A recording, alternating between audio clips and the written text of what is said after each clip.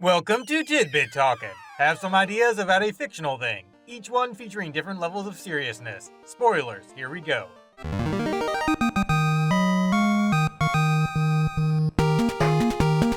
The group's surprised to find monsters about because many, if not most, of said crazy creatures chase after the other grounded crystals through those various caverns. The high proliferation of healing springs spread throughout this world may be some sort of emergency life-saving feature implemented by its magical elemental gems to help current novice chosen ones once light or darkness starts growing too strong. They make special note of it being the princess's bed because they're mostly lazing about in it to be mischievous, not actually rest. After all, such things wouldn't be necessary with that aforementioned mystical pool whatnot. Stuff like cursed copper came about because the Jinn was trying to prevent him stopping things like a mythical ring from being forged. The bad juju eliminating requirement of throwing such mighty jewelry into that spring is a precaution, so there's plentiful time to ensure that particular curse layer is truly gone. Beasts were only in those towers earlier because they were searching for a certain trapping artifact to smash it and whatever.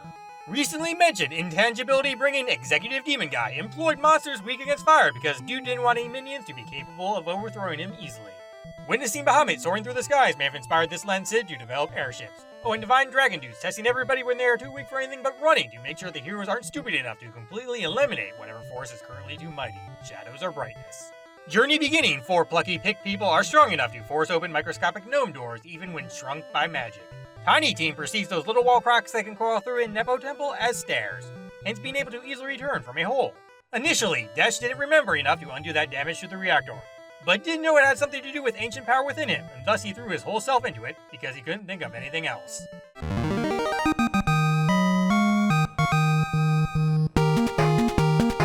The thief job may have been a recent addition to this crystal's arsenal, obtained when it sorta melded with Gutsko, who stole a bunch of crap.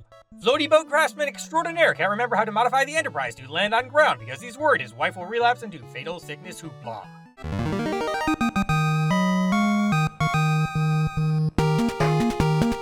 He knows they've been out for 3 days because how much crappy facial hair has been grown.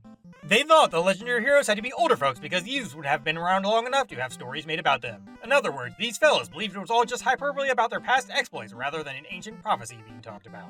Goldor enchanted his gold to become living if it were ever misplaced for long enough so nobody but him could ever claim it. That little bit in bottom left main map places must have been part of the sky continent that wasn't taken up with peerless levitation magic.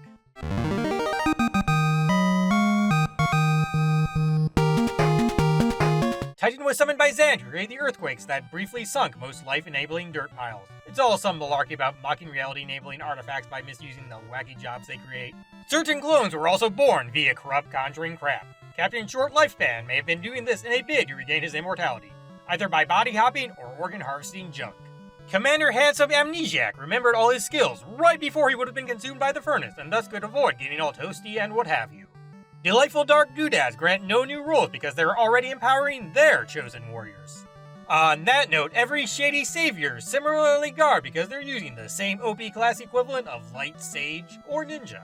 Their sacrifice weakens that cloud because they're filled with emotions which prove Radiance lacking isn't inherently evil.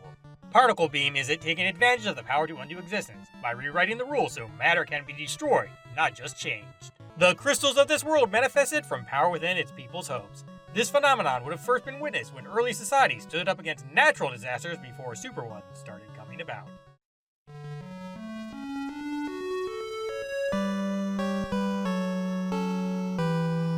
Endings are a pain, but all of you are fantastic. See ya.